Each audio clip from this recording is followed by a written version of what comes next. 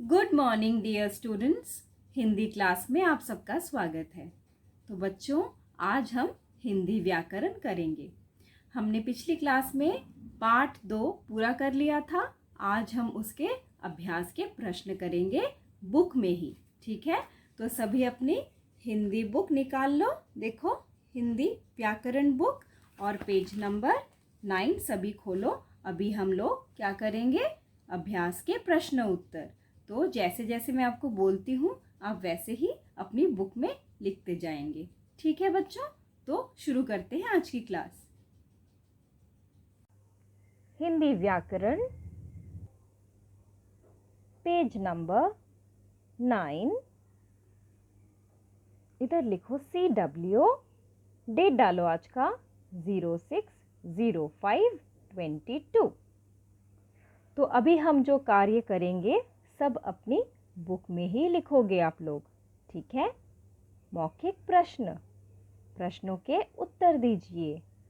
व्यंजन किसकी सहायता से बोले जाते हैं? बोलो बच्चों, पिछली क्लास में मैंने पढ़ाया था स्वर की सहायता से, तो पास में स्वर लिखो सभी। ठीक है, तो व्यंजन स्वर की सहायता से बोले जाते हैं। ख, हिंदी वर्णमाला में स्वर कितने हैं? पास में लिखो सभी। 11 या 11। इस तरीके से लिखोगे या इस तरीके से लिखोगे? कौन कौन से हैं बोलो स्वर वर्ण? अ से लेकर औ तक।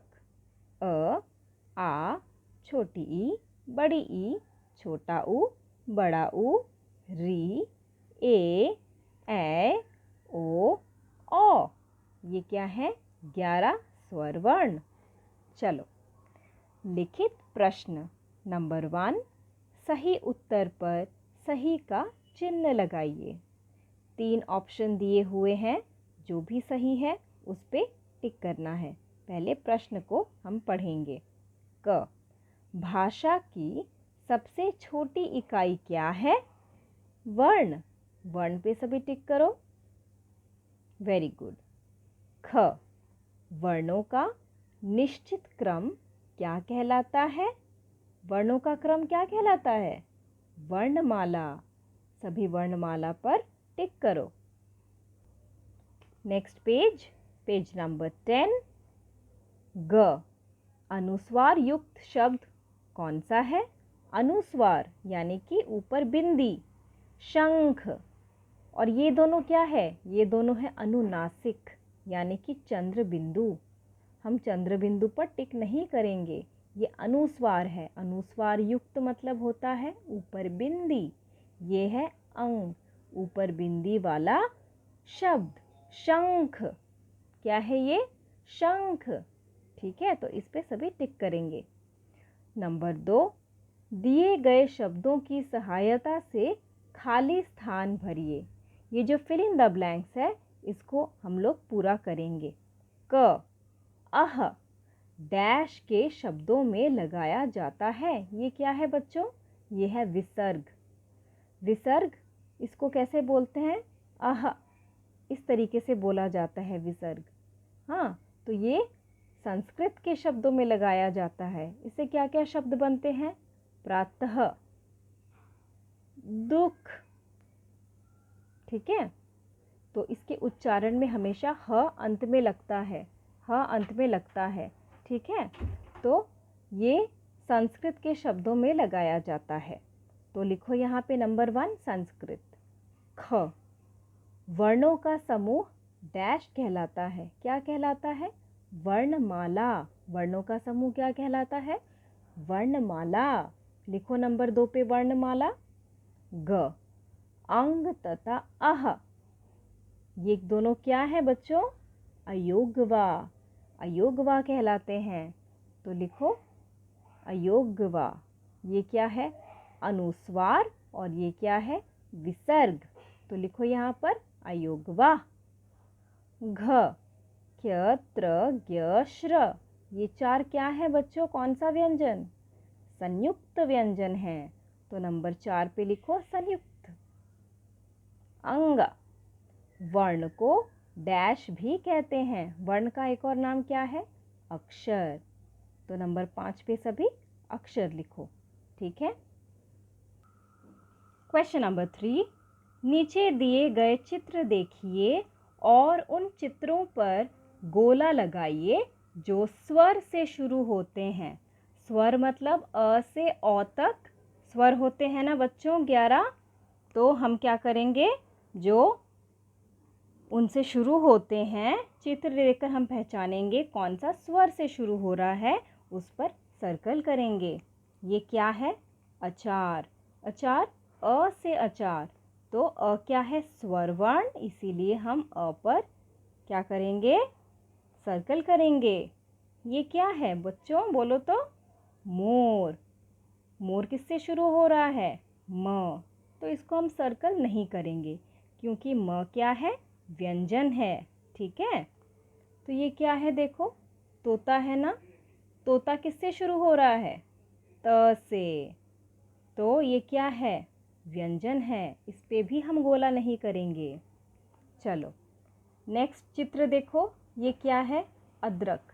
अदरक क्या है, किससे शुरू हो रहा है, अ से शुरू हो रहा है, तो अ क्या है, स्वर, तो इस पे हम गोला लगाएंगे, ठीक है।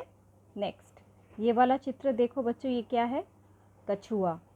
किससे शुरू हो रहा है कछुआ, क से, तो ये क्या है, ये व्यंजन है, इस पे हम गोला नहीं लगाएंगे। नेक्स्ट ये क्या है, प्लेट में देखो, यहाँ पर ये जलेबी रखी हुई है, बहुत सारी जलेबियाँ हैं ना इस प्लेट पर। तो ज से जलेबी, ज क्या है, व्यंजन, इस पे भी हम गोला नहीं लगाएंगे। नेक्स्ट ये क्या है बच्चों, ये है तितली। किससे शुरू हो रहा है तितली, त से तितली, त क्या है, व्यंजन, तो इस पे भी हम गोला नहीं लगाएंगे। ये चित्र देखो, ये क्या है, ये उल्लू का चित्र है, ऊ से शुरू हो रहा है, तो ये क्या है, स्वर वर्ण, इसलिए हम इस चित्र पर गोला लगाएंगे। तो हम किन किन चित्रों पर गोला लगाएंगे, अचार, अ से अचार, अ से अदरक, ऊ से उल्लू, ठीक है।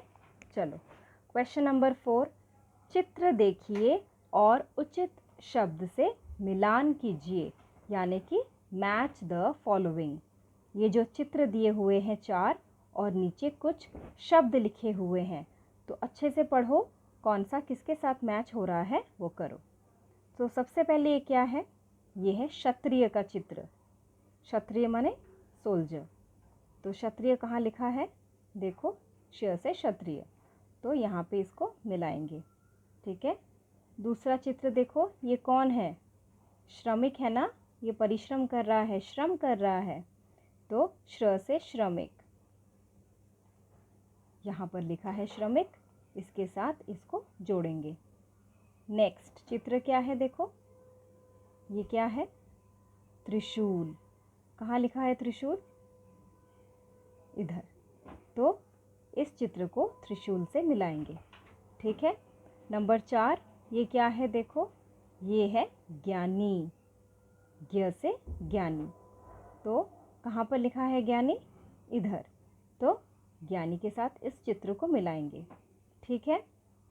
तो बच्चों ये क्या है, संयुक्त व्यंजन। तो संयुक्त व्यंजन को हम लोगों ने क्या किया, चित्रों के साथ शब्द को मिलाया है। क्ष, त्र, ज्ञ, श्र, ये 4 क्या है, संयुक्त व्यंजन, ठीक है। तो बच्चों आज हमने व्याकरण चैप्टर 2 के अभ्यास के प्रश्न भी कर लिए, पेज नंबर 9 और पेज नंबर 10 में, ठीक है। तो आज की क्लास फिर यहीं पे समाप्त हो रही है। Bye everyone, have a nice day all and take care. बच्चों अभी अपना होमवर्क नोट करो, पेज नंबर 11 देखो, ठीक है। क्या है, क से ह तक व्यंजनों की मदद से मोर का चित्र बनाइए और रंग भरिए।